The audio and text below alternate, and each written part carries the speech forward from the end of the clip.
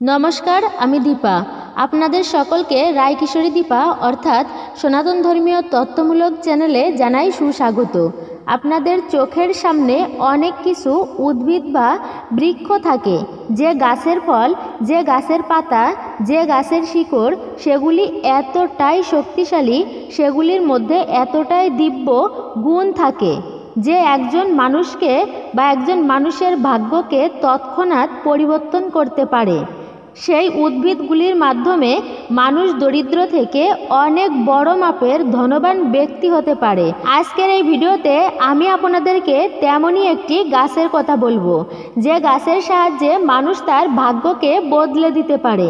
যদি আপনার ভাগ্য ঘুমিয়ে আসে ভাবছেন, আপনি হয়তো আপনার ভাগ্যে কিছুই আসছে না, আপনি বহু চেষ্টা করছেন, তবুও পরিশ্রম করছেন, তারপরেও আপনার ভাগ্যে তেমন কিছু আপনি পাচ্ছেন না। সেক্ষেত্রে এই গাছটি ব্যবহার করলে আপনার জীবন থেকে সেই সমস্যাগুলি দূর হয়ে যাবে। আজকে সেই গাছের কথা বলবো যার নাম পেটারি গাছ বা বেরেলা গাছ বলা হয়। তো আপনাদের এলাকায় কি নামে পরিচিত সেটা তো জানি না, তো আপনারা কমেন্ট করে জানাবেন এই গাছটি আপনাদের এলাকায় বা আপনাদের স্থানে কি নামে পরিচিত, অবশ্যই কমেন্ট করবেন। আপনার জীবনে থাকা সেই বাধাগুলি দূর হবে, গ্রহকে শান্ত করতে পারবেন। একজন মানুষ জীবনে যখন উন্নতি চায় বা যদি ধনবান ব্যক্তি হতে চায়, সে যদি খুব শীঘ্রই সফলতা চায়, তাহলে তার কুণ্ডলিতে থাকা সেই গ্রহগুলি শক্তিশালী হতে হবে। আজকের এই ভিডিওটি শুরু থেকে শেষ পর্যন্ত মনোযোগ সহকারে অবশ্যই শ্রবণ করবেন এবং দেখুন। যে সকল দর্শকেরা এই চ্যানেলে নতুন রয়েছেন বা এই প্রথমবার ভিডিও দেখছেন, তাদেরকে বিশেষভাবে অনুরোধ করব চ্যানেলটি সাবস্ক্রাইব করে পাশে থাকা নোটিফিকেশন বেল আইকনটি অবশ্যই অন করে দিন। ভিডিওটি ভালো লাগলে একটি লাইক অবশ্যই করবেন। কমেন্টে আপনার গুরুজির নামটি এবং আরাধ্য যিনি তার নামটি একবারের জন্য হলেও লিখে যাবার জন্য অনুরোধ জানাই। আজ যে গাছটির কথা বলবো, হয়তো এই গাছটি আপনার বাড়ির আশেপাশেই আছে, হয়তো আপনারা সেই গাছটির থেকে দৃষ্টি এড়িয়ে চলছেন, দেখেও সেই গাছটিকে দেখছেন না। সেই গাছটি যে কতটা গুণ, তার গুণের সম্পর্কে আপনার কোনো ধারণাই নেই। আমাদের এই পৃথিবীতে এমন কিন্তু অনেক গাছ আছে যে গাছগুলিকে দিব্য গাছ বলেও আখ্যা দেওয়া হয়েছে, কেননা এগুলি স্বয়ং শ্রী বিষ্ণুর আশীর্বাদ প্রাপ্ত কিছু গাছ আছে। কিছু কিছু গাছ আছে যার উপর মহাদেবেরও আশীর্বাদ রয়েছে, কিছু গাছ আছে যার উপর মা লক্ষ্মীর আশীর্বাদ থাকে, এবং আবার কিছু গাছ আছে বলা হয় সেই গাছে স্বয়ং ঈশ্বর দেবদেবীরা সেই গাছে বিরাজমান থাকে। আজকে যে গাছটির কথা বলবো সেটি হচ্ছে অতিবালা বা মহাবালা বা পেটারি বা বেরেলা গাছ হিসেবে পরিচিত। আপনারা ভিডিওতে দেখুন এই গাছটির নাম এমনটা মহাবালা, অর্থাৎ মহাশক্তি মহাগুণ আছে এই গাছে। এক এক জায়গায় এক এক নামে পরিচিত, আমি আবারও বলছি। আপনারা একে কি বলে জানেন তা অবশ্যই জানাবেন। বেতাড়ি, ঝাঁপি টুপুরি অনেকেই বলে থাকে, ঝাপ্পি ফলও। বিশেষ করে সনাতন হিন্দু ধর্মে এই গাছের ফল লক্ষ্মী পূজার দিন দরজায় আলপনা ছড়া দিতেও ব্যবহার করা হয়। তো এই গাছটি আপনার বাড়ির আশেপাশেই আছে, বাড়ির বাইরেও রাস্তার ধারে ধারে খেয়াল করলে দেখতে পাবেন, কিন্তু সেই গাছের যে এতটাই গুণাগুণ সেই সম্পর্কে আপনার হয়তো কোনো ধারণা না থাকার কারণে হয়তো সেই গাছটিকে ব্যবহার করতেই পারছেন না। ভাবছেন কী বা গুণ থাকতে পারে এই গাছের। এই গাছের এমনটাই গুণ আছে যে এই গাছ দ্বারা মানুষ তার নবগ্রহকে শান্ত করতে পারে। এই গাছ দ্বারা এমনই গুণ আছে এই গাছের যে এটি যার সঙ্গে থাকবে তার জীবনে কোনোদিনও কোনো খারাপ প্রভাব পড়বে না। অনেক সময় হয় কি, আমাদের জীবনে যে কিছু খারাপ প্রভাবের জন্য আমরা বারংবার প্রতিটি জায়গায় আমরা অসফলতা অর্জন করে থাকি, তো এই গাছের এতটাই শক্তি আছে যে যার সঙ্গে এই গাছ থাকবে তার জীবনে কোনো দিনও কোনো অশুভ প্রভাব পড়বে না।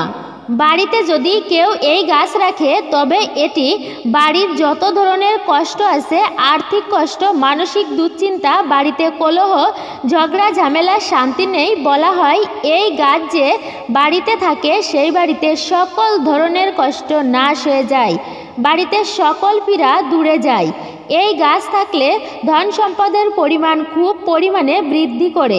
এই গাছ বিধি অনুযায়ী যদি এই গাছকে রাখা হয় তাহলে ধনের পরিমাণ বৃদ্ধি করে এবং এই গাছে এতটাই শক্তি আছে যে এই গাছ দ্বারা আপনি যে কোনো মানুষকে নিজের অধীনে বা বশ করতে পারেন।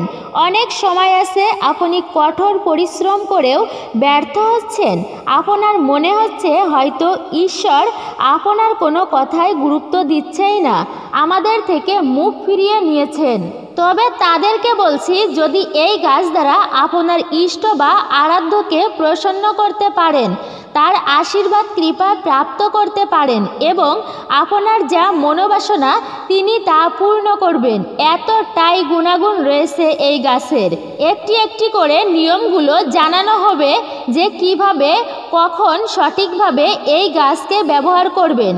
ভক্তি, ভালোবাসা ও পূর্ণ বিশ্বাসের সহিত শ্রবণ করুন। সর্বপ্রথম হচ্ছে, যদি আপনি নবগ্রহকে শান্ত করতে চান। নবগ্রহ হলো বুধ, বৃহস্পতি, শুক্র, শনি, মঙ্গল ইত্যাদি। এই যে 9টি গ্রহ আছে, প্রতিটি গ্রহই আমাদের জীবনে উন্নতির কারণে এক একটি গ্রহ এক একটি জায়গায় থাকে এবং সেগুলিকে আমাদের ভাগ্য যদি ভালো হয়ে থাকে তাহলে সেই গ্রহের দ্বারা আমরা উন্নতি সাধন করে থাকি, জীবনের সুখ শান্তি পেয়ে থাকি, জীবনে ধনবান হয়ে থাকি। আমরা জীবনের প্রতিটি কার্য খুব সফলভাবে সম্পূর্ণ করতে পারি। আমরা বলা হয় যে গ্রহের যা পজিশন সেই পজিশনকে ভালো রাখতে গ্রহের পজিশন অনেক সময় আমাদের জীবনে গ্রহের অবস্থান পরিবর্তন হতে থাকে। কিছু সময় হিসাবে গ্রহের অবস্থানের বদল হয়। যখন গ্রহের অবস্থান চেঞ্জ হয় সেই সময় মানুষ হিসাবে বিভিন্ন মানুষের জীবনে বা ভাগ্যে যা পরিবর্তন তা দেখা যায়। তো নবগ্রহকে শান্ত করার জন্য এই গাছটি খুবই একটি প্রয়োজনীয় গাছ। যারা এই গাছকে ব্যবহার করবেন, যারা এই গাছকে বিধিমতো ব্যবহার করবে, তাদের জীবনের নবগ্রহ খুব ভালোভাবে শান্ত থাকবে। একটি গাছেই প্রতিটি গ্রহকে শান্ত করবে। বুধবার দিন এই গাছের শিকড় নিয়ে আসবেন এবং আনার পর আপনি সেটিকে ভালোভাবে ধুয়ে নেবেন। ধোয়ার পর আপনি সেই শিকড়টিকে ধূপ ধুনো দেখাবেন, পুজো করুন এবং বুধবারে একটি রূপোর তাবিজে সেই শিকড়টিকে আপনি ধারণ করুন। এই শিকড়টি আপনার শরীরে স্পর্শ করে থাকবে, ফলে নবগ্রহ খুব শান্ত থাকবে এবং শক্তিশালী হবে। অনেক সময় অশুভ শক্তি বা কিছু খারাপ প্রভাব আমাদের উপর এতটাই ভর করে বসে, হঠাৎ করেই পরিবারের প্রচুর অশান্তি, এতে সুন্দর একটি সংসার পরিবার নষ্ট হয়ে যায়, তাদের মধ্যে মিল থাকে না, ঝগড়া বিবাদ কলহ শুরু হয়ে যায়, টাকা পয়সা বাড়িতে আসা কম হয়ে যায়, ব্যবসার অবস্থা খুব খারাপ হয়ে যায়। অর্থাৎ বাড়িতে থাকা প্রতিটা মানুষের জীবনে কিছু না কিছু খারাপ প্রভাব পড়ে। তাই বাড়িটিকে পাওয়ারফুল রাখার জন্য এই যে গাছ, এই গাছের একটি শিকড় নিয়ে আপনি যা করবেন তা হলো হনুমানজির মন্দিরে যাবেন মঙ্গলবারে, বা আপনার বাড়িতেও যদি হনুমানজির মূর্তি বা ফটো থাকে সেখানে এই কাজ করতে পারেন। তবে সবথেকে ভালো হবে আপনি এই কার্যটি বাড়িতে বসেই করুন। গঙ্গা জল দিয়ে সেটিকে ধুয়ে পরিষ্কার পরিচ্ছন্ন করে নেবেন।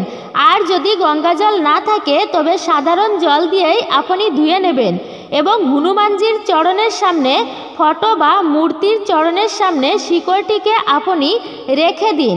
সেই শিকড়টিকে এমন অবস্থায় আপনি 24 ঘন্টা রেখে দিন এবং সকাল সন্ধ্যাতে আপনি ধূপ ধুনো দিন হনুমানজির এবং শিকড়টিকে অবশ্যই ধূপ ধুনো দেখাবেন। 24 ঘন্টা পার হয়ে যাওয়ার পর আপনি লাল কাপড়ে সেই শিকড়টিকে মুড়িয়ে নিন, তারপর আপনার হাতে ধারণ করুন। যে ব্যক্তির জীবন থেকে রোগ যাচ্ছে না, দীর্ঘদিন ধরে রোগে ভুগছেন, তবেও এই শিকড়টি হাতে বাঁধার সঙ্গে সঙ্গে রোগ থেকে মুক্তি পাবেন। অনেক সময় আমাদের জীবনে দেখা যায় এমন ব্যক্তি থাকে যাদের সব সময় ছোট বড় রোগ লেগেই থাকে এবং যাদের শরীরে কিছু না কিছু রোগ থাকে, তাদের জীবনে বা সংসারেও অনেক সমস্যা হয়ে থাকে। তো রোগমুক্ত হওয়া মানুষ খুবই দরকার। তারা এই শিকড়টিকে হনুমানজির সামনে মঙ্গলবার দিন, অবশ্যই মনে রাখবেন, হনুমানজির সামনে মঙ্গলবার দিন 24 ঘন্টা রাখার পর লাল কাপড়ে বেঁধে হাতে ধারণ করুন। মেয়ে বা মহিলারা বাম হাতে ধারণ করবেন আর পুরুষরা ডান হাতে ধারণ করবেন। এতে আপনার উপরে যদি কোনো খারাপ বা অশুভ শক্তি থাকে, কেউ জাদুটনা তন্ত্রমন্ত্র করে রেখেছে, আপনার কোনো গোপন শত্রু অনিষ্ট করতে চাইছে, কিন্তু আপনার কেউ কোনো ক্ষতি আর করতে পারবে না, খারাপ কোনো প্রভাব পড়বে না, এই কাজটি অবশ্যই করুন। এরপর ঘরে যদি এই গাছের শিকড় রাখেন বা আপনার বাড়ির উঠানে এই গাছটিকে রাখছেন, তাহলে আপনার বাড়িতে থাকা সকল প্রকার কষ্ট, জ্বালা, যন্ত্রণা আপনার জীবন থেকে দূর হবে। এই গাছটি যদি আপনার বাড়িতে রাখেন, একবার পূর্ণ বিশ্বাসের সহিত রেখেই দেখুন। এরপর যদি অর্থ সম্পদ, টাকা পয়সার কথায় আসা যায়, তাহলেও এই গাছটি খুবই শক্তিশালী। এই গাছ আপনাদেরকে দরিদ্র থেকে রাজা করবে। জীবনে থাকা সেই দরিদ্রতার সময়গুলি শেষ করে আপনার জীবনে সুখ শান্তি, আপনার জীবনে ধন সম্পত্তি প্রচুর পরিমাণে বৃদ্ধি করবে। কিভাবে বৃদ্ধি করবে? আপনি বিভিন্ন ধরনের কাজে হঠাৎ করেই সুযোগ সুবিধা পাবেন। এমন কোনো কাজ পাবেন যে কাজগুলি ধরে আপনি এগিয়ে যেতে পারবেন সামনের দিকে। এক একটি দিন পার হবে এবং আপনার জীবনে প্রচুর অগ্রগতি আসা শুরু হবে। যা করবেন সেটিতেই উন্নতি করবেন। এমন একদিন আসবে মানুষ আপনাকে সাপোর্ট করবে, মানুষ আপনাকে কাজ দিবে, মানুষ আপনার উপর বিশ্বাস করবে। ধরুন আপনার কোনো দোকান আছে, ছোট হোক বা বড় হোক।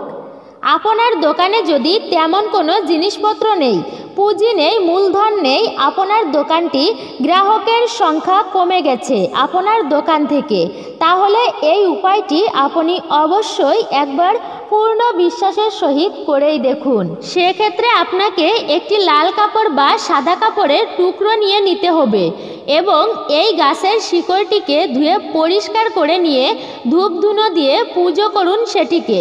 পুজো করার পর লাল বা সাদা কাপড়ের টুকরোতে ভালো করে বাঁধুন।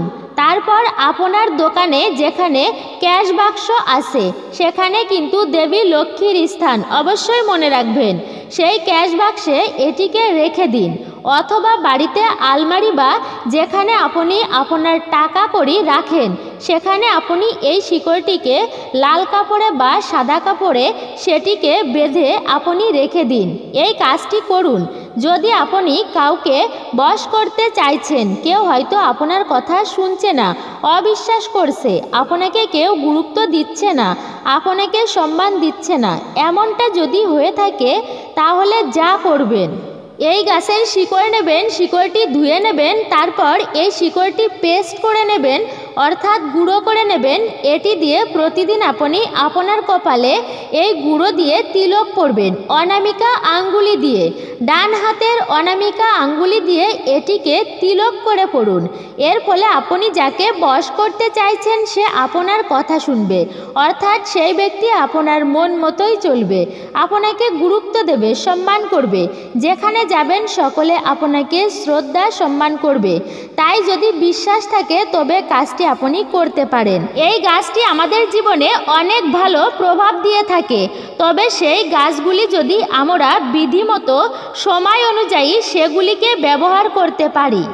এছাড়াও অল্প অল্প জ্বর কখনো থাকে কখনো থাকে না।